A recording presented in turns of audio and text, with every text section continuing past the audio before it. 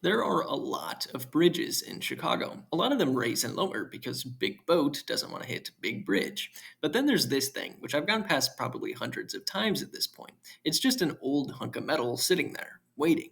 I go back and forth on whether or not I think it's ugly, but nonetheless, it just sits there. Also, down near Pingtom Park in East Pilsen is another one that seems to be just up and hanging out. According to some research, there may be a few more of these in the city. So my question is, why do we just have old bridges hanging around? And are they still functional? The answers to both questions are pretty simple, but I wanted to drag it out in order to pad the length of the video. The Kinzie Street Bridge, which is this one, opened in 1908. So basically, this massive hunk of metal and concrete you see perched seemingly precariously is over 100 years old.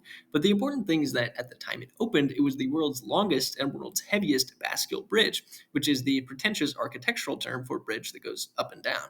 It was used for the railroad, as you can see from that video here.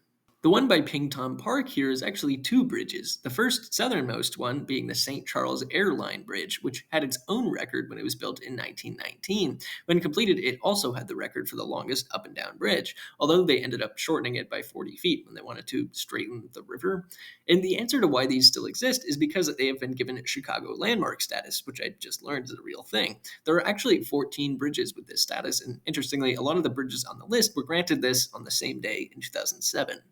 The one behind the St. Charles Airline Bridge is the Baltimore and Ohio Chicago Terminal Railroad Bridge, or B&OCT Bridge, which doesn't have landmark status, but to quote historicbridges.org, it is still an extremely important historic structure, rare in a national context, and worthy of being a part of Chicago, having been designed by one of the city's most noteworthy engineers. And for the second question, do these bridges still operate? Sort of. Apparently, as of 2015, the latest information I could find, the bridge at Kinzie Street is lowered once per year, because doing so gives the rail line active status. As I understand it, active status is some legal requirement. The St. Charles Airline Bridge apparently does still raise and lower occasionally for normal use, but the B&OCT right next to it doesn't move as of 2020. Something else I learned is that Chicago has more movable bridges than any other city in the world. Fascinating. If you want to learn more, please go to historicbridges.org. They have more information than I ever hoped to learn about old bridges. So there you have it. This old hunk of metal and concrete does still have life in it, and it can't really be killed due to the icy iron fist of the law. Thanks for watching.